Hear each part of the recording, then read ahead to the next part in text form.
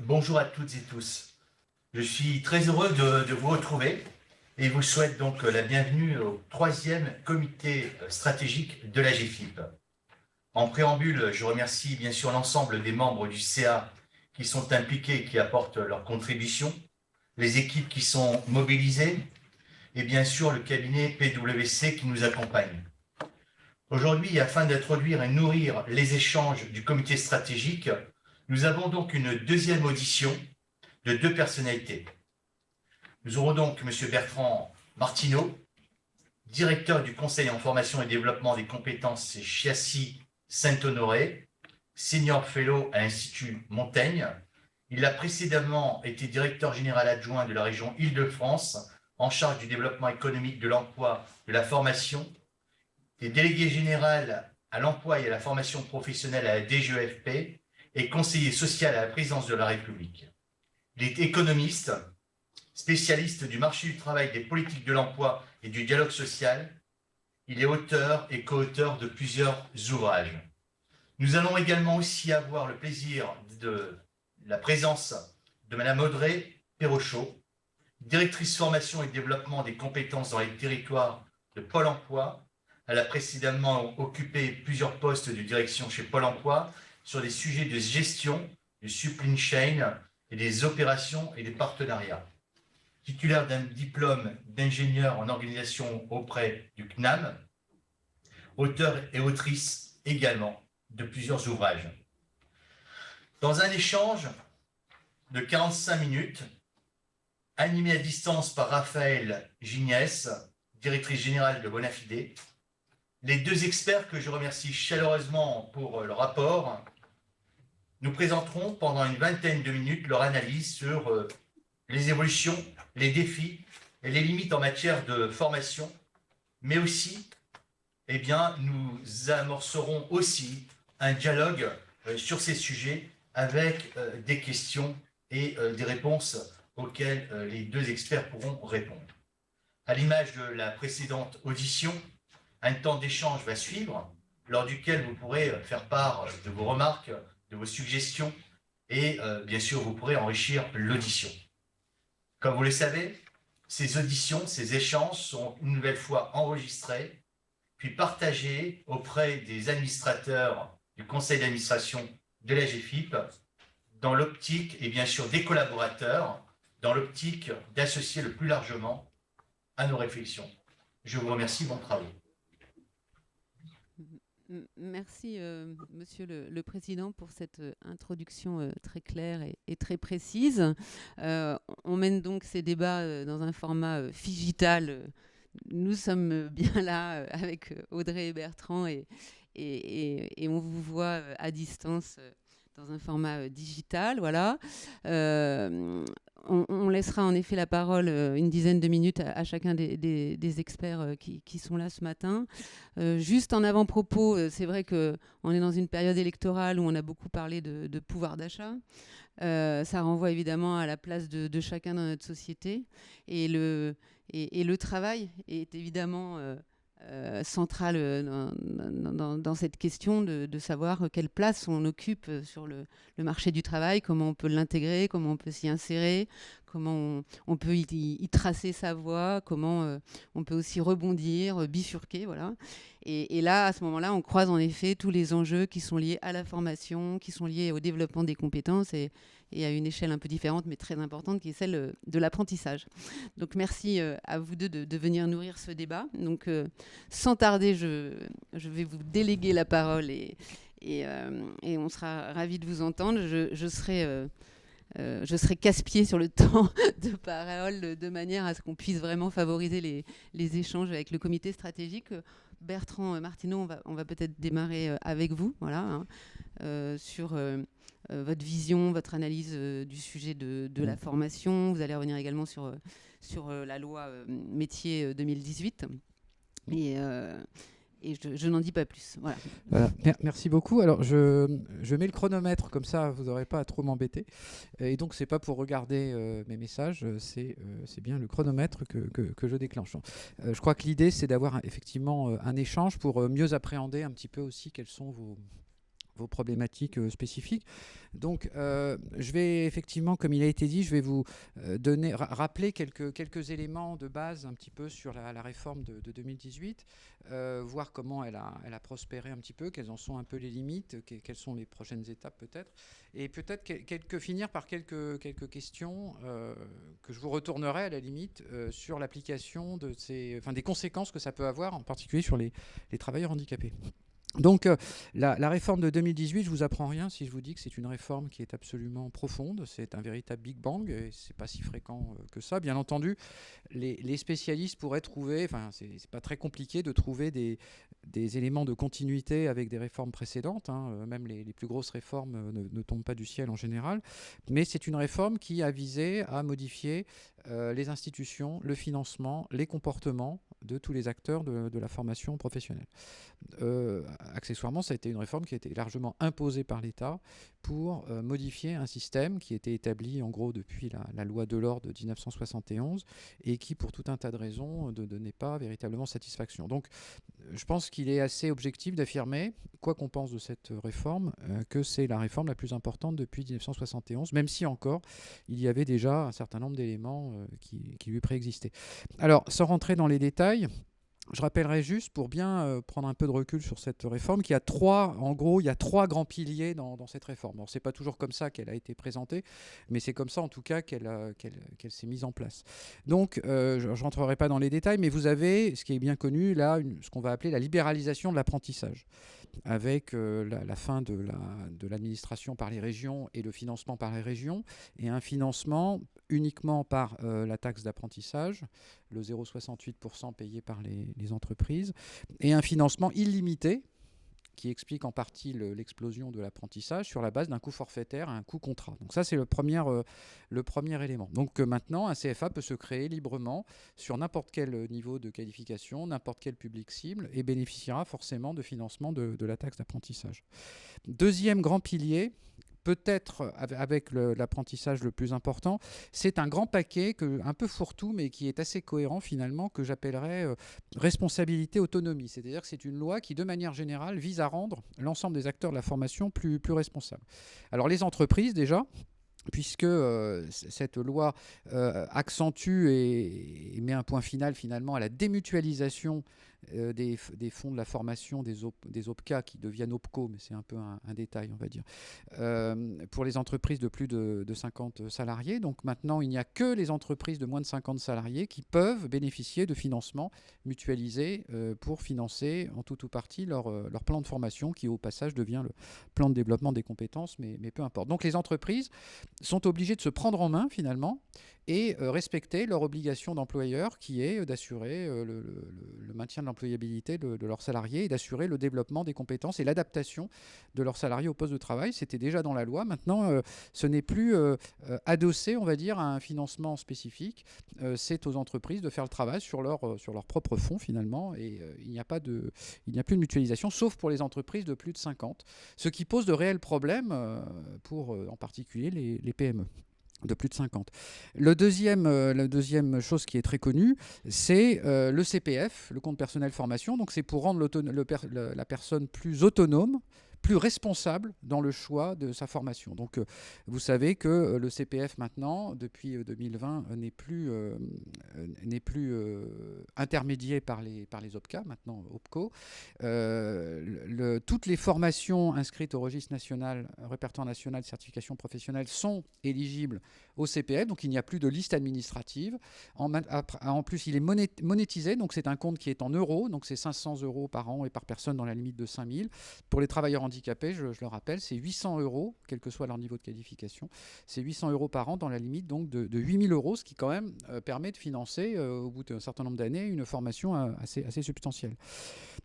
Et alors ensuite, donc autonomie des personnes, et enfin autonomie aussi du dialogue social, puisqu'on ne le dit pas assez. Cette loi renforce assez fortement la capacité des partenaires sociaux, alors dans les entreprises évidemment, via des accords de GPEC par exemple, mais aussi, et c'est très important dans les branches professionnelles, pour réguler le système.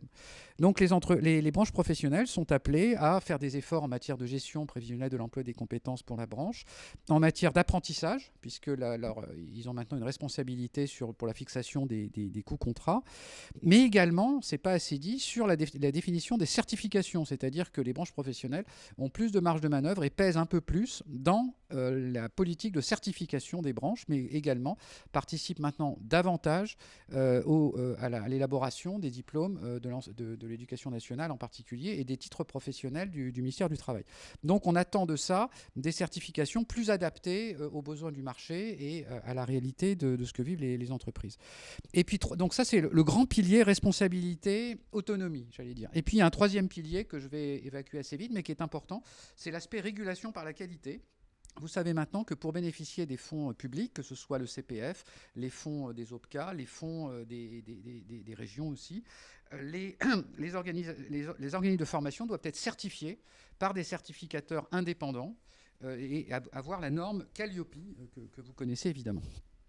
Alors voilà les trois grands aspects de cette loi: libéralisation de l'apprentissage, un pari sur la responsabilité et l'autonomie de tous les acteurs, c'est-à-dire au premier chef la personne elle-même, le salarié, les branches professionnelles et les entreprises, donc les partenaires sociaux.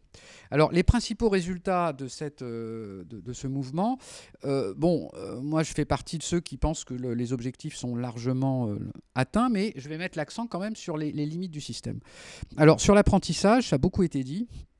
L'apprentissage a explosé puisqu'on a un doublement en fait, de nombre d'apprentis en 3 ans.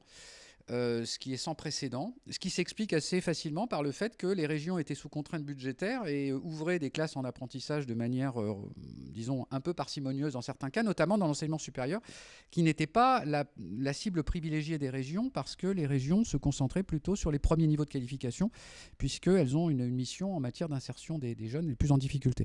Donc l'apprentissage a explosé, mais dans le supérieur. En fait. D'ailleurs, dans le supérieur, vous avez des taux de croissance, et notamment au niveau des Bac plus 4, Bac plus 5, qui sont absolument extraordinaires. En revanche, au niveau CAP, Bac professionnel, l'apprentissage a un peu augmenté, mais si on retire l'effet des contrats de professionnalisation qui, par un effet de vase communicant, ont diminué, en fait, on a une progression assez faible des alternants sur les Bac pro et les CAP.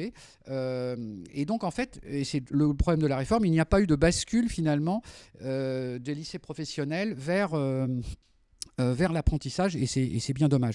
S'agissant du CPF, on a toutes les limites, on rencontre toutes les limites un peu de l'autonomie et de l'idée que l'individu est purement autonome et peut faire son choix de manière à peu près isolée dans un environnement aussi complexe de la formation professionnelle. Et donc, il y a beaucoup de critiques actuellement qui sont en partie fondées sur le CPE et avec un échec, alors que j'espère temporaire, qui est que les entreprises et les branches professionnelles ne s'emparent pas, ou très peu, des possibilités qu'elles ont pour cofinancer de la formation en utilisant le CPF et en y mettant un complément financier, donc via un abondement. Voilà ce qu'on peut dire très très rapidement sur le bilan de cette réforme. Et j'ajouterais, ce sera mon troisième et dernier point, j'ajouterais que cette réforme, et indépendamment de cette réforme, on a des évolutions très lourdes du monde de la formation que je n'ai pas le temps de détailler, mais que j'indiquerai les deux principaux points qui me semblent importants pour l'évolution générale du monde de la formation, c'est-à-dire des organismes de formation. Le premier est très connu, c'est la digitalisation, qui entraîne un véritable renouveau des pratiques pédagogiques. C'est-à-dire que la digitalisation de l'action de formation, c'est pas simplement des classes virtuelles, c'est-à-dire en fait faire des conférences comme ça virtuellement. C'est pas ça la digitalisation, c'est faire appel à de nouveaux modes d'acquisition de compétences avec une très lourde ingénierie pédagogique derrière. Et les organismes de formation français qui étaient un peu, on va dire, un peu à la traîne, connaissent, du fait en particulier de la pandémie, mais pas uniquement, une vague d'innovation qui a longtemps été limitée par la dimension très administrée, on va dire archi-administrée du marché de la formation ces dernières années.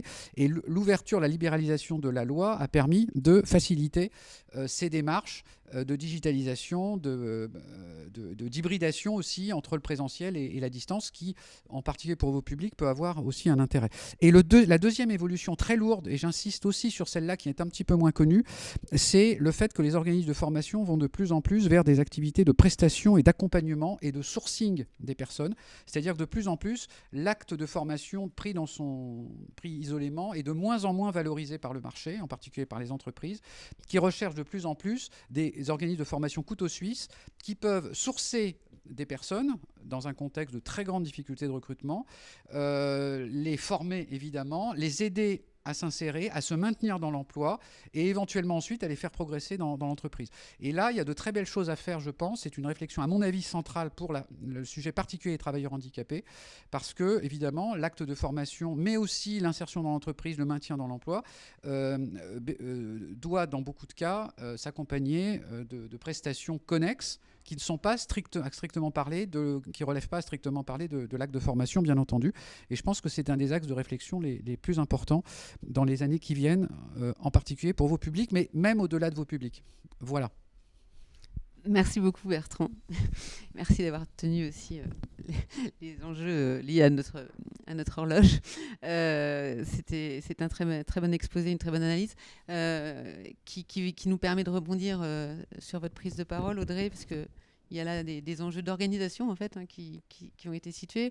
Vous allez peut-être avoir une prise de parole un peu plus applicative et un retour d'expérience par rapport à ce qui s'est passé chez Pôle emploi, comment les choses se sont mises en place pour faciliter l'accès en fait à cette formation et à cette réforme. Oui, merci beaucoup. Bonjour, merci de votre invitation. Donc, je vais prendre en effet la suite des propos de Bertrand Martrineau de manière plus opérationnelle, voilà, en tant que Pôle emploi opérateur, sur qu'est-ce qui s'est passé donc, pour les demandeurs d'emploi et qu'est-ce qui s'est agencé dans la suite de la loi pour la liberté de choisir son avenir professionnel depuis 2018. Et puis, il y a autre chose qui s'est passé depuis 2018, qui n'était pas complètement inclus dans la loi, mais qui va avec, qui est le financement exceptionnel de la formation pour les demandeurs d'emploi, avec le plan d'investissement pour les compétences, le PIC, depuis donc de 2018 à 2022. Ce sont 15 milliards d'euros qui sont investis pour développer l'accès à la formation et à la qualification des demandeurs d'emploi, dont évidemment les demandeurs d'emploi bénéficiaires de l'obligation d'emploi.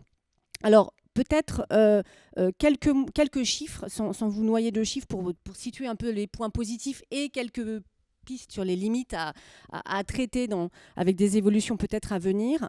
Alors, concernant l'accès à la formation, les demandeurs d'emploi bénéficiaires de l'obligation d'emploi, en fait, ont accès à la formation à la hauteur de leur poids, comme on dit, c'est en général ce qu'on regarde. C'est-à-dire qu'en 2020, ils pesaient 8,2% des demandeurs d'emploi inscrits à Pôle emploi, de EFM, comme on dit, et à peu près 8% de l'accès à la formation. Donc on peut se dire que c'est un point positif. Alors, je vais y revenir après. Il y a des variations selon les dispositifs de financement. Et puis, on pourrait aussi se dire que on sait le niveau de qualification qui est globalement plus bas pour ces demandeurs d'emploi que la moyenne des demandeurs d'emploi. Et donc, peut-être qu'on pourrait s'attendre aussi à ce qu'ils aient plus d'accès à la formation que leur poids dans les demandeurs d'emploi inscrits. L'autre point concernant les demandeurs d'emploi, qui est un point d'attention et qui va avec ce que Bertrand Martrineau disait juste à la fin, c'est en termes d'impact, la formation. On forme des demandeurs d'emploi pour les amener à l'emploi, pour développer les compétences, leur permettre de développer les compétences qui leur manquent pour devenir plus employables, et plus employables durablement. Concernant les demandeurs d'emploi bénéficiaires de l'obligation d'emploi, on n'y est pas complètement, puisque le taux de retour à l'emploi des demandeurs d'emploi travailleurs handicapés est de à peu près 34% dans les 6 mois qui suivent la fin de la formation, versus 55%, entre 53 et 55 selon les moments pour l'ensemble des demandeurs d'emploi. Donc vous voyez, c'est 20 points d'écart, donc c'est assez important.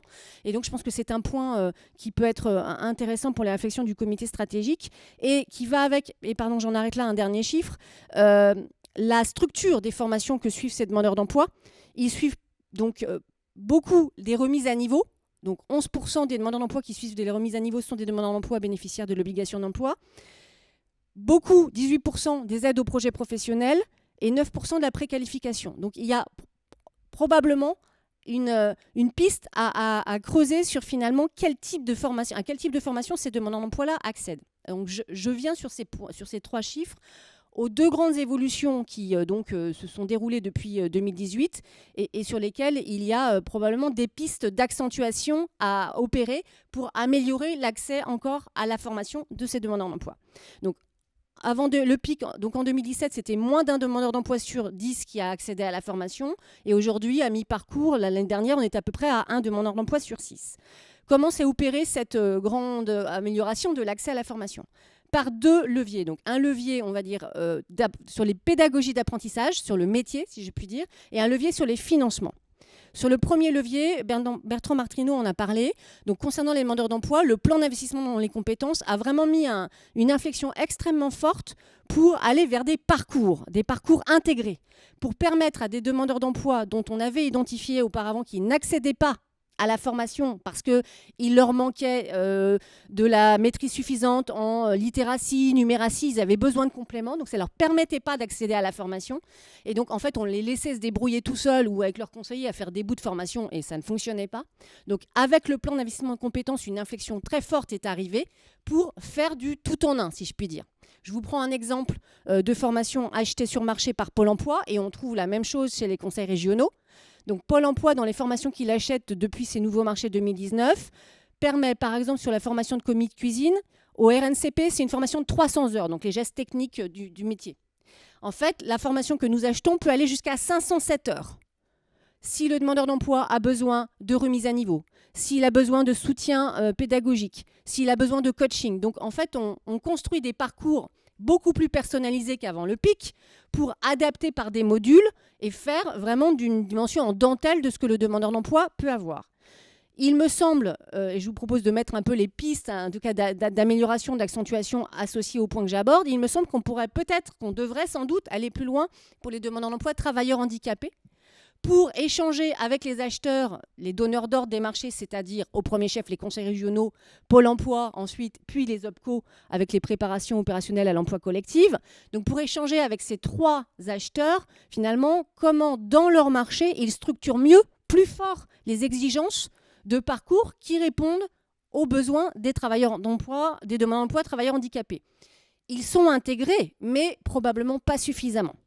Donc ça, c'est le premier levier d'intégration de parcours. Vous avez peut-être entendu parler que dans les plans d'investissement dans les compétences, dans les PIC réalisés, donc les PRIC comme on dit en région, il y a 3 axes dans les PIC. Il y a l'axe augmenter les formations qui qualifient, le deuxième axe qui facilite l'accès aux personnes, au public les plus éloignés, aux nids en emploi, etc. Et un axe innovation. Sur ce deuxième axe, le PRIC nous a permis de financer vraiment du tout en un avec toute modalité. S'il faut faire du théâtre, on fait du théâtre. Voilà. Donc, je pense qu'il y a des innovations qui ont émergé pendant ces 4 années qui peuvent être vraiment inspirantes pour le comité stratégique et au bénéfice des travailleurs handicapés. L'autre point que Bertrand Martrineau évoquait, c'est la digitalisation. Pôle emploi a lancé un marché pour le compte de l'État, donc de 100% à distance. Les demandeurs d'emploi travailleurs handicapés représentent 8,8% des entrées. En fait, on pensait qu'il y en aurait beaucoup plus et on a une difficulté en fait, à les faire accéder et à les capter pour accéder à ces formations. Donc voilà, il y a aussi, je pense, quelque chose à faire à la fois sur les parcours et sur la manière dont on leur parle et on leur présente ces formations. Ça me fait arriver au deuxième point d'inflexion forte de ces 5 dernières années, qui sont les financements. Bertrand Martrineau en a parlé. Il y a eu vraiment un tsunami, une révolution avec l'ouverture de Mon Compte Formation. Mon Compte Formation, c'est la plateforme qui permet à tout actif de mobiliser ses droits du compte personnel formation CPF. Pour vous donner un chiffre, encore sur les 1 350 000 formations, donc demandeurs d'emploi qui ont entré en formation en 2021, il y en avait à peu près 500 000 qui se sont faits par le CPF. Les gens ont acheté leur formation avec le CPF, donc c'est massif. Cette plateforme permet depuis 2020, et Pôle emploi a été précurseur, de faciliter les co-abondements, les cofinancements. Bertrand Martrineau a parlé des cofinancements des entreprises, mais il faut que vous sachiez, peut-être le savez-vous, que les conseils régionaux, Pôle emploi, peuvent cofinancer lorsque le demandeur d'emploi n'a pas assez ou n'a pas de CPF. Voilà. Alors, c'est assez vertueux pour les demandeurs d'emploi travailleurs handicapés puisqu'ils sont 3,8% à entrer en formation en l'achetant eux-mêmes avec leur CPF autonome mais ils passent à 6,5% quand ils ont un abondement Pôle emploi. Probablement qu'on pourrait aller plus loin et qu'il y aurait utilité à faire des partenariats et à peser auprès de la DGEFP et de la Caisse des dépôts pour que des abondements soient plus simples encore et qu'un demandeur d'emploi travailleur handicapé puisse bénéficier de mobilisation CPF, d'un abondement Pôle emploi ou conseil régional et d'un abondement AGFIP, chacun des financeurs étant visible pour le demandeur d'emploi. Aujourd'hui, ça ne se passe pas. Et puis, dernier point de la transformation financière, on va dire, d'accès au dispositif de ces 5 dernières années, quelque chose qui est en émergence, c'est ce que la ministre a appelé les formations 100% emploi. Vous en avez peut-être entendu parler. Ce sont les aides à la formation avant embauche, aide à la formation préalable au recrutement, AFPR, ou préparation opérationnelle à l'emploi individuel, PEI. Pardon, il y a beaucoup de sigles dans la formation. Il y a 15 000 AFPR ou PEI supplémentaires qui sont financés dans le plan de lutte contre les tensions de cette année. Les demandeurs d'emploi travailleurs handicapés, je n'ai pas les chiffres là, mais en bénéficient moins. On sait, des études de littérature grise, comme on dit, montrent que plus les demandeurs d'emploi et les plus fragiles en particulier, plus ils intègrent tôt l'entreprise, plus la formation se déroule efficacement et plus ils s'insèrent durablement. Voilà, donc il me semble qu'il y a une piste importante à creuser, là aussi, que ce soit avec le Pôle emploi, le partenaire Pôle emploi et d'autres, pour faire en sorte que les demandeurs d'emploi travailleurs handicapés puissent accéder beaucoup plus fortement à ces dispositifs, à ces financements, se connecter avec les entreprises. L'entreprise prend peu de risques, puisque la formation est financée par Pôle emploi. On pourrait imaginer des cofinancements, là aussi, Pôle emploi, AGFIP, pour augmenter la prise en charge, l'adaptation, formation et poste, et assurer que donc, le demandeur d'emploi ensuite bascule à la fin de sa formation en recrutement de manière pérenne et bénéficie d'un point que Bertrand Martrineau n'a pas évoqué dans les évolutions pédagogiques, mais qui est majeur, qui est en très grande émergence, mais qui arrive, qui est une nouvelle manière de se former, c'est la formation en situation de travail, action de formation en situation de travail. Pôle emploi vient de lancer un marché pour l'accélérer dans les formations avant embauche. C'est là aussi un formidable levier pour l'ensemble des demandeurs d'emploi, les plus fragiles et probablement aussi les demandeurs d'emploi bénéficiaires de l'obligation d'emploi. Donc il me semble que là aussi, il y a encore une piste qui articule des partenariats institutionnels, financiers et des exigences métiers sur les types de parcours de formation qui répondent vraiment aux besoins de ces publics. Merci. Merci Audrey pour toutes ces clés de compréhension et ces pistes de réflexion en effet très concrètes et très, très ouvertes. Alors ce qu'on vous propose maintenant, c'est un échange avec le comité stratégique d'une 25 ou 30 minutes. Je vais passer la parole à votre président, je crois, ou à Véronique qui... Je vais céder la parole à Véronique. Oui. Poser deux premières questions, si vous voulez bien. Oui, Didier Sartier, directeur général de l'AGFIP. J'en profite pour saluer Bertrand, qui a eu l'occasion de se croiser. Une question pour toi, Bertrand, et une question pour Madame Perrochot.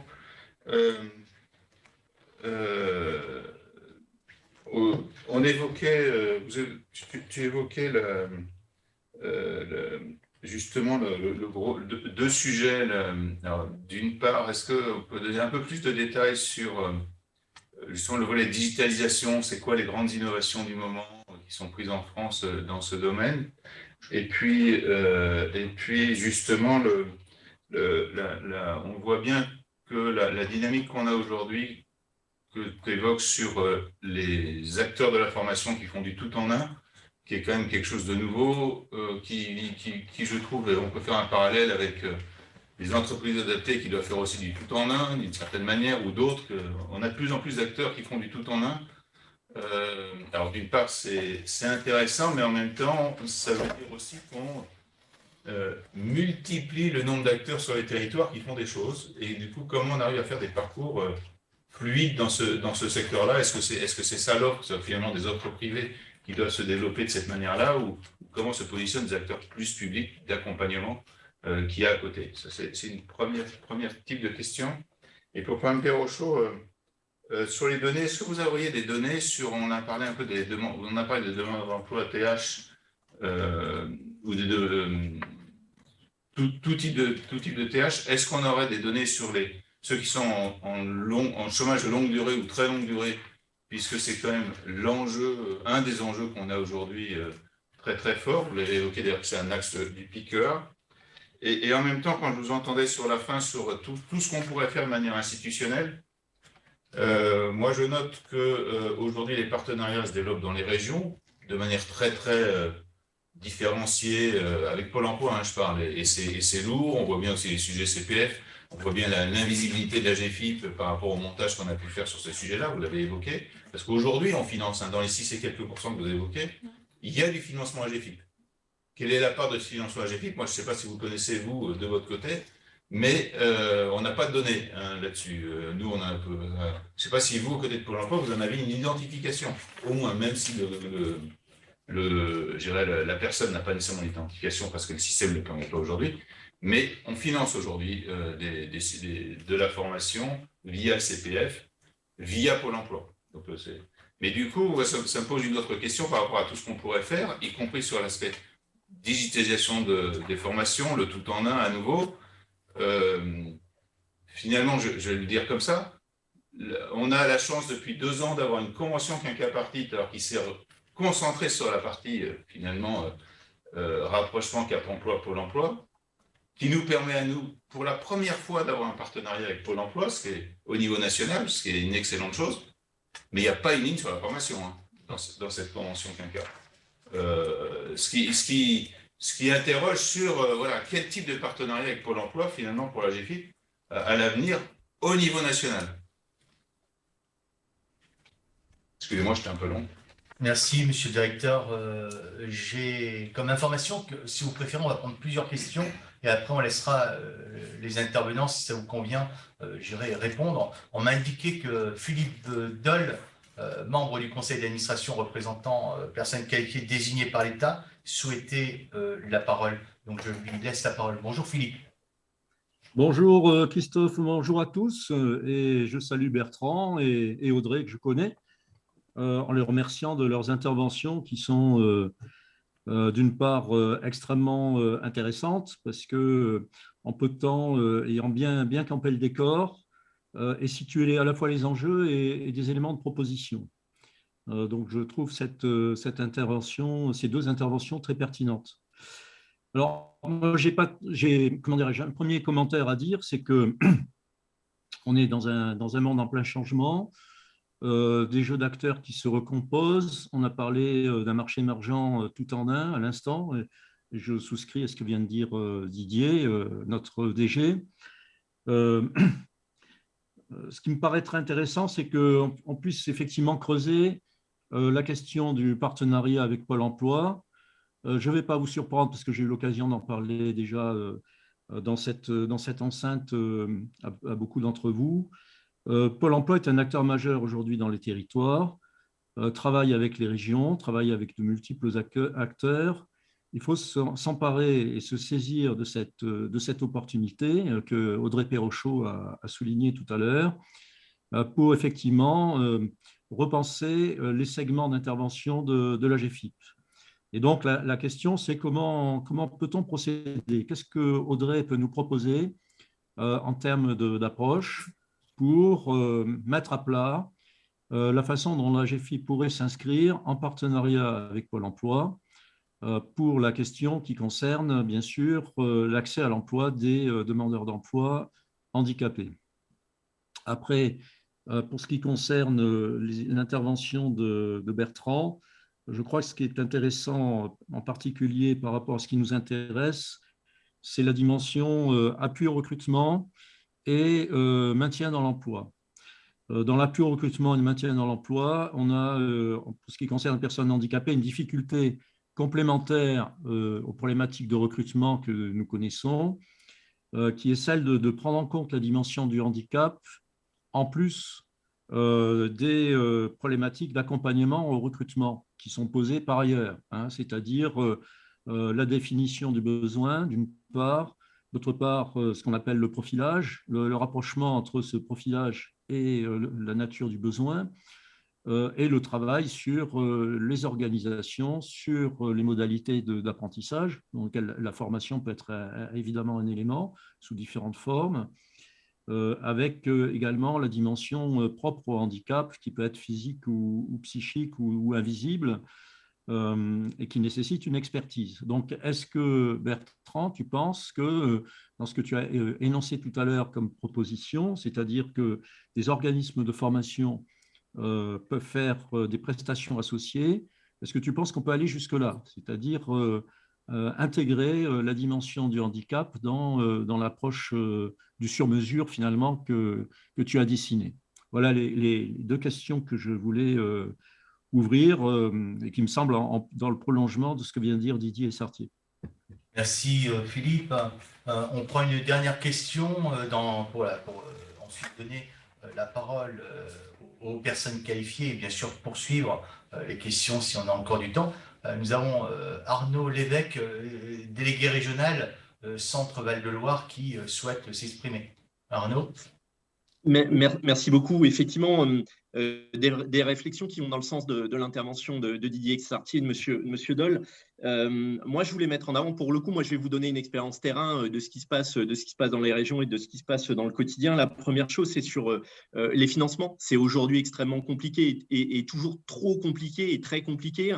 Aujourd'hui, on a beau avoir des partenariats de qualité avec Pôle emploi, avec les conseils régionaux, on a du mal à savoir quand est-ce que nous, on intervient, quand est-ce qu'il n'y a plus de financement. Donc voilà, il faut simplifier cet accès à la formation et principalement sur le financement des formations et sur l'articulation entre les financeurs. Aujourd'hui, cette articulation, elle ne fonctionne pas et il y a des parcours qui ne sont pas financés alors qu'il n'y a jamais eu autant d'argent, j'allais dire, disponible. Donc ça, c'était ma première remarque. La deuxième remarque, c'est sur le recrutement et l'accès à la formation. Moi, je pense qu'aujourd'hui, la principale difficulté, même si un travail considérable est mené avec les référents handicap en termes de professionnalisation, aujourd'hui, il y a encore trop d'organismes de formation et de CFA qui mettent de côté des personnes en situation de handicap dans le cadre de la phase de recrutement et de l'accès à la formation. Et ça, c'est une vraie problématique parce qu'aujourd'hui, il y a des messages forts au niveau des conseils régionaux, au niveau de Pôle emploi, au niveau de la GFIP pour permettre cet accès, venir compenser avec la ressource handicap formation. Mais il y a encore des réflexes de « je ne prends pas une personne en situation de handicap, ça va être compliqué ». Et je pense qu'il faut réfléchir à trouver des leviers par rapport à ça et à trouver des systèmes qui vraiment permettraient l'intégration beaucoup plus facile des personnes en formation. Et la dernière remarque, c'est sur ce qu'a dit Madame Perrochot sur les aides avant embauche. Peut-être que je vais dire un gros mot, mais pourquoi pas instaurer une politique de quotas? Aujourd'hui, on n'arrive pas, moi avec ma délégation régionale Pôle emploi, à faire progresser le nombre d'AFPR, enfin le nombre de personnes en AFPR ou en POE. Il y a des entreprises qui veulent recruter. Pourquoi pas instaurer 6% de travailleurs handicapés dans ces dispositifs-là? Quelque part, on forcerait un petit peu la main à des entreprises qui aujourd'hui spécifiquement ne disent pas je veux recruter une personne en situation de handicap, mais pourquoi pas être plus incitatif sur ces dispositifs qui sont des dispositifs dont on sait qu'ils permettent forcément l'intégration. Voilà, donc moi je trouve qu'il faut être vraiment offensif et qu'il faut réfléchir à des partenariats qui en région, on a parfois du mal à faire pousser cette question de l'intégration des personnes en situation de handicap dans ces formations avant l'embauche, qui est pour moi la meilleure solution d'intégration aujourd'hui et d'inclusion dans l'entreprise. Voilà mes commentaires. Merci beaucoup Arnaud. Je propose de redonner la parole au studio. Allez-y, Bertrand. Oui, peut-être. Alors, comme il y a beaucoup de questions qui sont vraiment des questions de fond, je vais peut-être pas les reprendre toutes les unes après les autres, mais je vais synthétiser parce que en fait, elles reprennent quand même un peu les mêmes points qui sont vraiment importants. Il y a un sujet à part, c'est ce qu'on appelle digitalisation, c'est la question de Didier. Je pense qu'on en est encore au balbutiement de la digitalisation, c'est-à-dire c'était le sens de ma remarque au début, c'est-à-dire qu'il y a encore beaucoup d'organismes de formation qui considèrent que la digitalisation de la formation, c'est juste des cours en ligne, quoi. C'est-à-dire que vous filmez un intervenant en train de donner un cours devant un tableau. Enfin, c'est à peu près ça. Bon, mais encore une fois, le monde de la formation avait énormément de retard et j'insisterai jamais assez en disant que le fait que le monde de la formation ait été longtemps suradministré, en particulier avec quelque chose qui remonte à la loi de 71 qui veut que l'acte de formation soit calculé à l'heure et donc remboursé par les OPCA sur une base horaire était évidemment un obstacle au développement de l'innovation, en fait, puisque ça renvoyait au modèle de la salle de classe. Donc ce n'est que assez récemment, finalement, avec une multiplication des achats un peu au forfait, c'est-à-dire vous achetez un paquet de formation et non pas vous achetez des heures dispensées implicitement devant un tableau noir, ce n'est que finalement assez récemment, via un nouveau comportement des acheteurs, que les choses évoluent. Et donc, alors quelles sont ces formes? Donc, ça va effectivement le plus fréquent du cours en ligne. Donc, on vous met simplement les supports en ligne et puis on fait un cours, on filme l'intervenant en ligne, jusqu'à commence à se développer pour des formations techniques de véritables classes virtuelles, des véritables situations de mise en situation de travail en réalité augmentée. En réalité virtuelle. Simplement, ce sont encore des outils extrêmement compliqués et on en est vraiment très très loin. La réalité virtuelle pour l'instant est sous-développée. En revanche, il y a beaucoup de choses qui se passent de manière assez intéressante, mais avec un niveau technologique assez bas, qui sont le coaching. C'est-à-dire que si vous faites des choses relativement traditionnelles, mais que par ailleurs vous avez un accès à votre formateur privilégié, soit par téléphone, soit en ligne via un chat, etc., déjà ça peut améliorer la personnalisation de la formation. Il faut comprendre que la formation continue, souvent en opposition avec la formation initiale, s'adresse à des personnes très hétérogènes, qui ont des niveaux initiaux très hétérogènes. Quand vous passez de la seconde à la première au lycée, on peut imaginer, alors les élèves sont évidemment de niveaux très différents, mais en gros, ils ont quand même ils ont vécu depuis qu'ils étaient tout petits à peu près, exactement les mêmes programmes, avec plus ou moins de succès, mais ils sont passés par les mêmes étapes. Alors que là, vous avez affaire à des gens, évidemment, qui ont des expériences de formation antérieure très différentes et des expériences professionnelles très, très différentes. Donc, il faut personnaliser. Et la digitalisation est évidemment, outre la question de la mobilité, qui n'est pas du tout accessoire, évidemment, qui lève les problèmes de la mobilité géographique, il y a cette dimension de personnalisation que maintenant beaucoup d'organismes de formation arrivent à faire. Donc, c'est un monde en plein développement. Alors, ça, c'est l'aspect digitalisation. Pour tout le reste, j'ai bien noté la question alors c'est ce que disait Didier, le tout en un. Le risque qu'effectivement il y ait trop d'intervenants, qu'on ne sache plus très bien finalement qui fait quoi, est-ce que c'est les organismes de formation qui font tout? Alors, encore une fois, j'insiste sur le fait que, alors s'agissant des travailleurs handicapés, vous avez l'acte de formation, très souvent, ne peut pas être comme ça standardisé, pur et sans accompagnement. Vous avez des questions donc d'ingénierie pédagogique pour s'adapter aux différents types de handicap. Quand vous êtes un sourd ou malvoyant, c'est pas évidemment la même chose, et c'est évidemment pas la même ingénierie pédagogique, selon qu'il y a des problèmes de mobilité ou pas. Il y a dans le paquet, il faut souvent prévoir un accompagnement à la recherche d'emploi, parce que c'est des personnes qui ont des difficultés, des handicaps spécifiques pour retrouver un emploi. Et puis, il faut bien souvent une adaptation au poste de travail. Quand la formation a lieu sur un poste de travail où c'est des équipements particuliers, il faut penser éventuellement à des prestations de ce type d'adaptation du poste de travail. Alors, qui est capable de faire ça ? Alors, pas assez les organismes de formation, clairement, mais ça peut se traiter par des cahiers des charges dans les achats publics. On peut tout à fait améliorer les choses et faire peser sur les organismes de formation, moyennant des financements supplémentaires, évidemment, on peut faire peser un certain nombre d'obligations sur les moyens mis en place, sur les prestations connexes. Et puis, vous avez d'autres types d'acteurs auxquels je crois assez, qui peuvent être ces intermédiaires finalement sur le marché du travail. Alors, sans doute pas pour tous les types de handicap et toutes les gravités de handicap, mais pour beaucoup de travailleurs handicapés, c'est évidemment les entreprises adaptées et les entreprises adaptées de travail temporaire.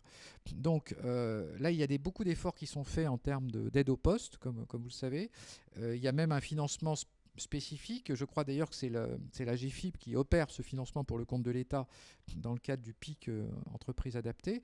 Et les entreprises adaptées, elles ont, dans le cadre des CDD tremplins, j'en ai pas parlé tout à l'heure, mais c'est une petite innovation de la loi de 2018, les entreprises adaptées ont cette capacité à la fois à accueillir les personnes en transition vers le milieu ordinaire, les former avec évidemment des organismes de formation et des financements adaptés évidemment, mais aussi de faire toutes ces prestations connexes dont je parlais, puisque dans les entreprises adaptées, vous avez éventuellement une aide psychologique, vous avez un encadrement spécifique, vous avez un accompagnement spécifique, une adaptation du poste de travail, éventuellement financée avec des ressources de l'AGFIP. Donc voilà, vous n'êtes pas démunis, il y a des gens sur les territoires qui ne demandent que ça, d'augmenter leurs efforts. Et ça tombe bien puisqu'il y a une augmentation importante des aides au poste. Alors moi je comprends que ces financements, notamment dans le cadre du PIC entreprise adaptée, n'ont pas eu un succès extraordinaire. Donc il faudrait s'interroger pour savoir d'où vient la difficulté.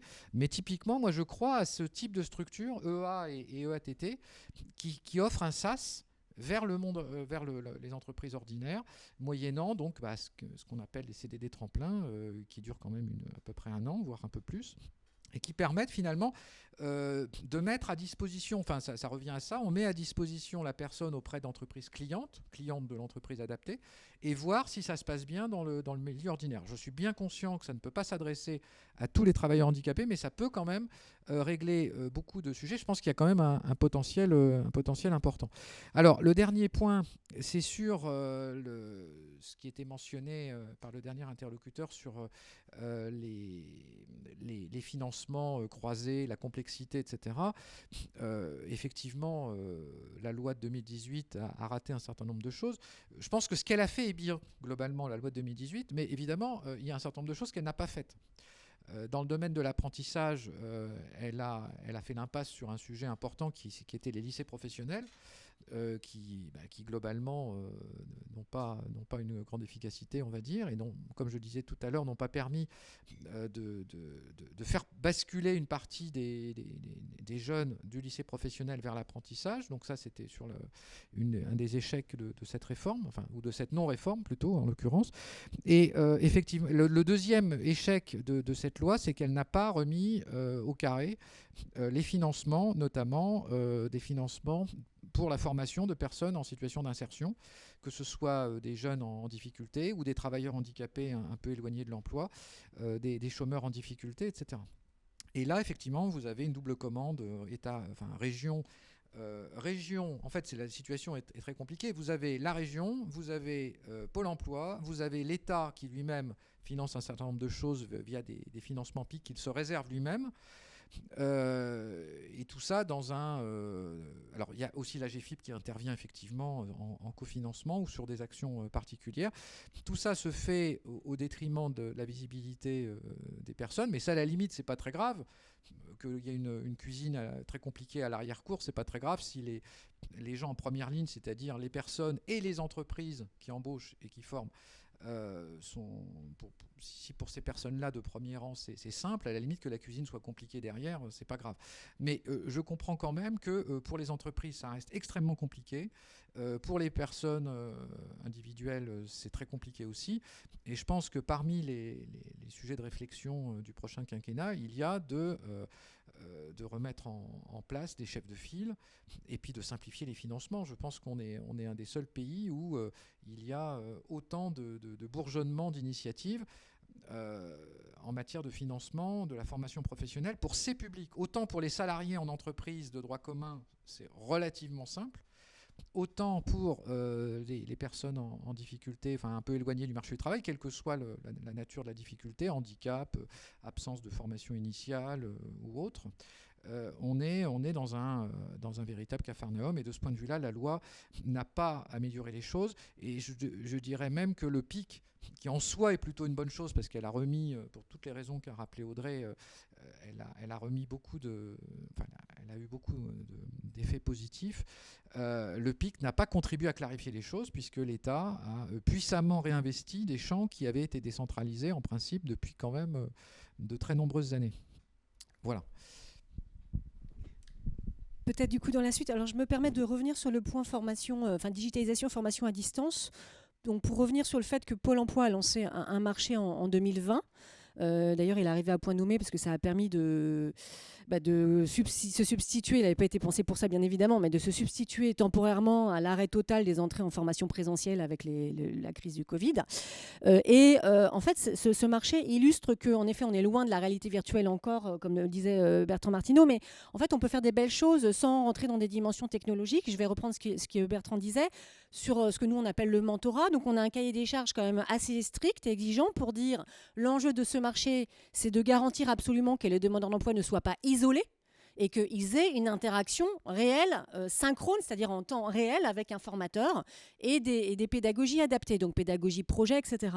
Je suis à la disposition, et Pôle emploi est à la disposition du comité stratégique et de toute personne de la GFIP pour vous détailler comment on a fait et quel type de pédagogie on y trouve. Pour vous donner un petit exemple, vous pouvez trouver des formations sur mon compte formation, par exemple, de Open Classroom, un des attributaires du marché, bien connu sur la place maintenant, qui fait des formations développeurs web de 4 à 5 mois, 4 mois, dans le marché que nous avons acheté donc, et que nous avons fait concevoir pour les demandeurs d'emploi. Cette formation, elle dure jusqu'à 8 mois.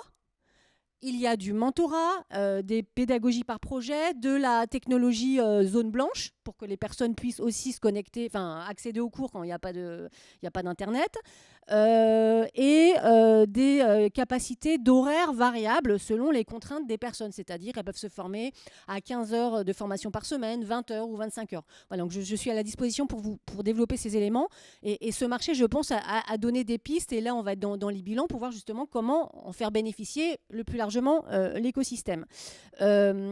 Sur les points que vous abordiez, je souscris. Je pense qu'on doit pouvoir être plus imaginatif, plus innovant au niveau en particulier régional. Vous savez, Pôle emploi est très déconcentré, donc les choses se passent au niveau des directions régionales et la plupart des fonds sur la formation sont mobilisés par les directions régionales.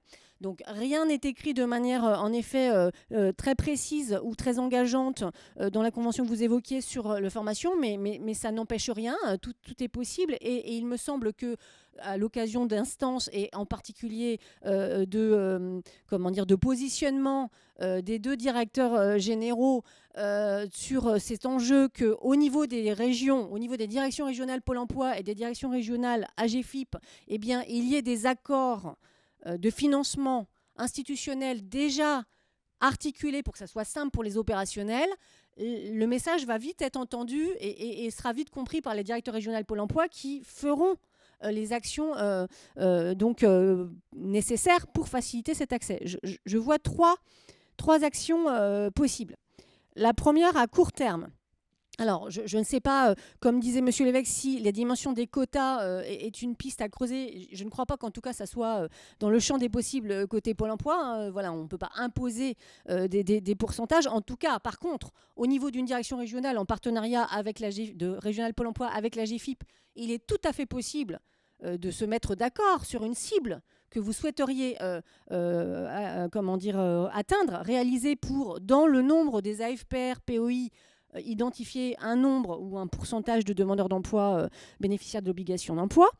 Et nous avons là probablement une opportunité qui va s'ouvrir où tout est à faire. Donc c'est aussi le bon moment sans doute. Nous venons de lancer un appel d'offres sur l'action de formation en situation de travail. Peut-être l'avez-vous vu.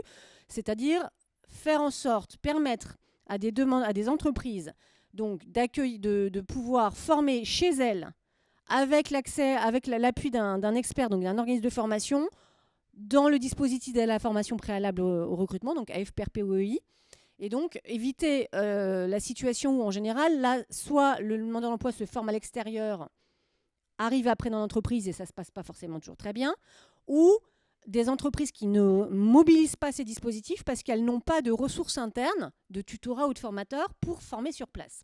Donc avec ce marché, la FEST, donc on veut débloquer des situations qui aujourd'hui sont bloquées et permettre notamment à des petites entreprises à la fois que le demandeur d'emploi vienne chez elles pour qu'elles leur montrent leur process de production à elles, leur geste métier à elles, mais avec l'intervention d'un organisme de formation, donc du expert en pédagogie qui va aider à faire le parcours pédagogique et à faire les situations réflexives qui sont caractéristiques de cette modalité de l'action de formation en situation de travail. Ce marché, il est donc vient d'être lancé. Il va être opérationnel en septembre, à peu près, septembre-octobre. il est pensé pour permettre l'accès à la formation accrue des petites entreprises et des petites entreprises pour des demandeurs d'emploi plus éloignés, des demandeurs d'emploi de longue durée. J'ai bien entendu vos demandes de chiffres, je ne les ai pas là, mais je les ferai passer, nous les avons. Mais de fait, sans avoir les chiffres précis, en effet, les travailleurs handicapés sont très représentés dans les demandeurs d'emploi de longue durée. Voilà. Donc, il y a sans doute quelque chose à faire au niveau régional. Votre serviteur, avec les interlocuteurs que vous pourriez identifier côté AGFIP, eh bien, je peux contribuer à animer ces éléments-là pour que nous testions ensemble et faire en sorte que cette nouvelle modalité pédagogique et ses financements spécifiques bénéficient particulièrement aux demandeurs d'emploi travailleurs handicapés. Donc ça, c'est la première action court terme. Le deuxième axe court terme, me semble-t-il, c'est au niveau des marchés de formation achetés par Pôle emploi. On peut avoir le pendant avec les conseils régionaux, mais au moins Pôle emploi, voilà, je sais de ce dont je parle et ce que nous pouvons faire. Donc la plupart des directions régionales Pôle emploi ont des marchés régionaux. Il y a dedans, dans des cahiers des charges, des exigences pour les parcours, et des parcours tout en un, des parcours personnalisés.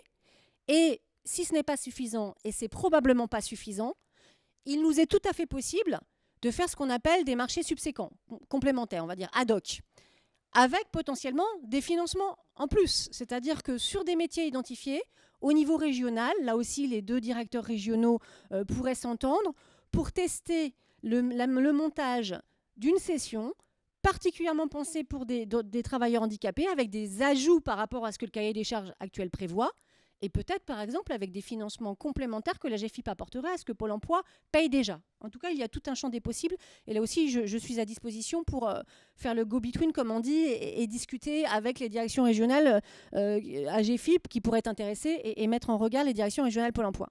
Et puis troisième point plus moyen terme, dont j'ai eu l'occasion de parler quelquefois avec Madame Linda Fusco en particulier, c'est qu'il me semble, et l'opportunité est là, les acteurs sont ouverts, que via la DGEFP, qui est entre guillemets le donneur d'ordre, et la Caisse des dépôts et consignations, il y a quelque chose à faire, quelque chose de possible pour aller plus loin dans la logique d'abondement.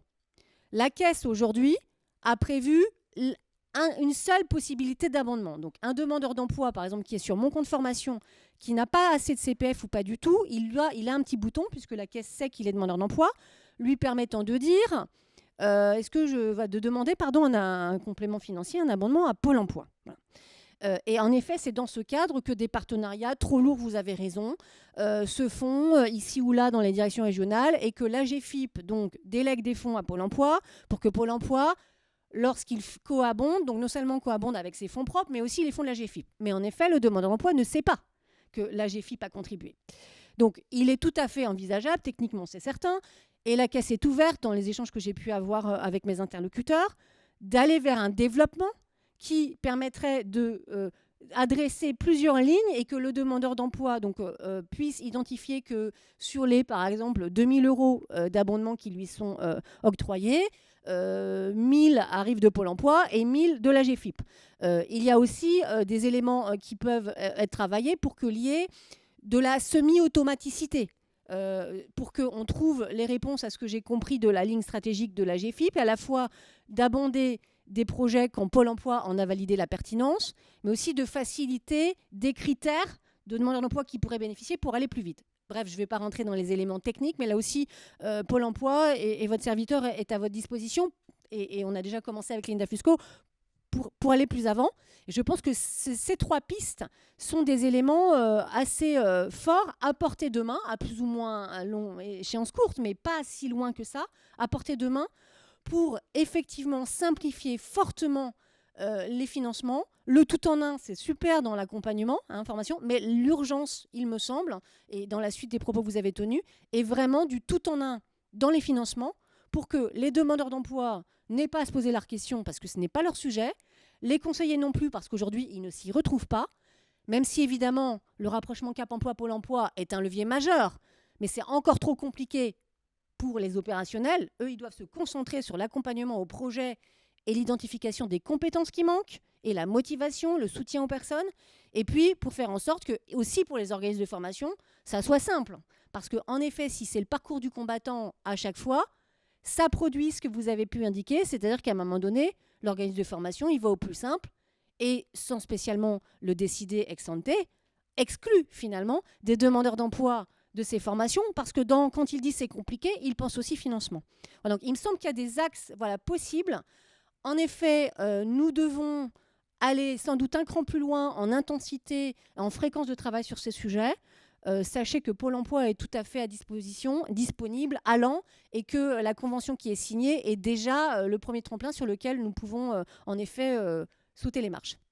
Merci beaucoup Audrey. Je crois que la GFIP retiendra forcément votre invitation à dialoguer au-delà de cette heure qui nous était possible en fait, qui a été évidemment de très grande qualité, on vous en remercie, très dense et probablement trop courte. Mais le comité stratégique continue son programme et son ordre du jour. Donc, de notre côté, on va s'arrêter là. Je vais rendre le micro à votre président. Merci Raphaël, merci à vous d'avoir animé la table ronde. Je remercie bien évidemment très chaleureusement Audrey Thérochaud et Bertrand Martineau pour des présentations sur des sujets très importants qui pourront alimenter bien sûr le comité stratégique. Et puis je vous donne rendez-vous en termes d'audition le 10 juin avec Yves Clos et Dominique Huillet sur la QVCT, les qualités de vie au travail et les conditions de travail. Et bien, écoutez, bonne journée à tous et à très vite. Et nous allons poursuivre nos travaux sur le comité stratégique.